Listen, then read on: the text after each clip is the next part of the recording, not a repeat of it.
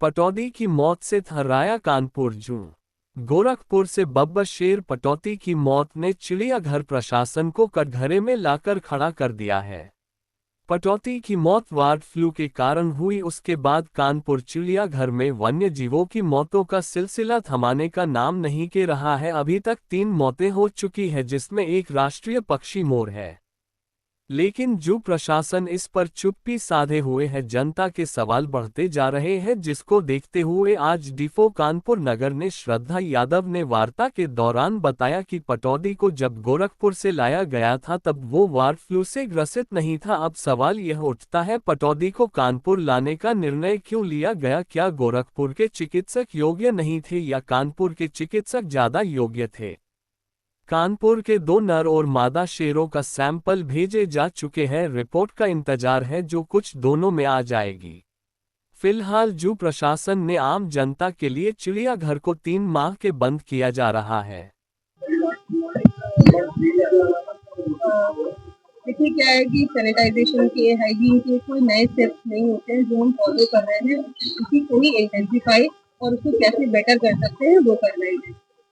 जैसा मैंने अभी बोला कि केमिकल्स एंटीवायरल रहे हमारे जो भी सैनिटाइजेशन में यूज किए जाते हैं, तो वेरिकॉन है, पानी में डालने के लिए होता है, उसमें ऑक्सीजन भी बना रहता है जिससे कि जो हमारे वाटर के एलिमेंट हैं वो भी रहे। इसी तरीके से हाइड्रोक्लोराइड हो गया या फिर पोटेशियम का मैग्नेट हो गया, तो ये एंटीवायरल जो सब्सटेंसेज है वो यूज कर रहे हैं।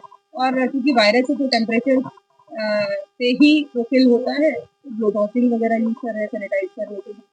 और एंट्री गेट पे जैसे आप लोग देखते हो कि कोई भी व्हीकल एंटर करता है तो पोटेशियम परमैंगनेट का सोल्यूशन पड़ा हुआ है, तो वो सब प्रिवेंटिव मेजर यूज किए जा रहे हैं। इस समय पोल्ट्री का जो भी प्रोडक्ट है जो बाहर से आता था उसको एकदम ने चेक कर दिया है। हमारे जितने भी कीपर्स फूड हैंडलिंग कर रहे हैं, एनिमल से हैंडलिंग कर रहे हैं, तो बिना पीपीई किट के वो नहीं कर रहे हैं। और इसके अलावा हम लोगों की इम्यूनिटी पर ध्यान दे रहे हैं, न सिर्फ अपने जानवरों की बल्कि अपने स्टाफ की भी इम्यूनिटी, जिससे कि किसी भी बीमारी के वो कैरियर ना बने। और किसी स्टाफ की अगर बीमारी की खबर हमें मिलती है तो हम उसको ऑफ भी देते हैं, ताकि कोई भी तरह का इन्फेक्शन जो है वो फैले नहीं। और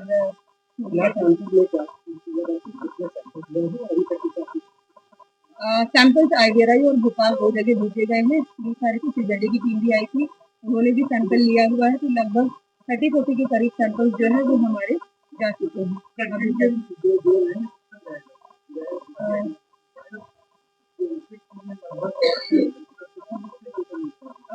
देखिए क्या है कि हम हमारे पास रिजल्ट की अभी आए नहीं है।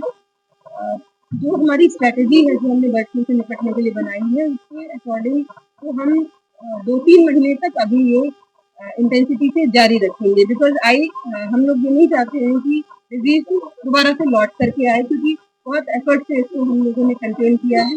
और अगर हम ये आगे तक कंटिन्यू कर पाएंगे तो मेरे ख्याल से और बेहतर होगा, दोबारा इस तरह का कोई अप्रोच नहीं होगा।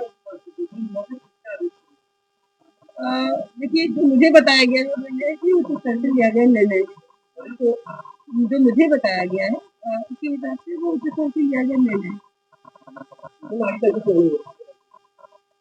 चिड़ियाघर की प्लानिंग सेम रहेगी, जैसे अभी हम बर्ड फ्लू के लिए अपनी रेगुलर पेट्रोलिंग का काम कर रहे हैं, या जैसे भी हमारे लोग हैंडल कर रहे हैं, चाहे अभी डिजीज का रहे यहाँ पे या एकदम 2 सैंपल नेगेटिव आकर के खत्म हो जाए, हमारी स्ट्रेटेजी यही रहेगी। सैनिटाइजेशन हो या और भी चीजें जो हम लोग सेफ्टी प्रिकॉशंस ले रहे हैं या इम्यूनाइज करने का घर को काम कर रहे हैं, तो ये चलता रहेगा।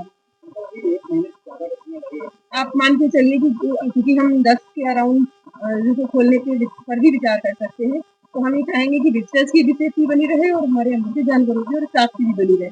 तो कम से कम 2-3 महीने तो हम ऐसे ही फॉलो करेंगे और उसके बाद हम उसे रेगुलर हाइजीन का रूटीन बनाएंगे।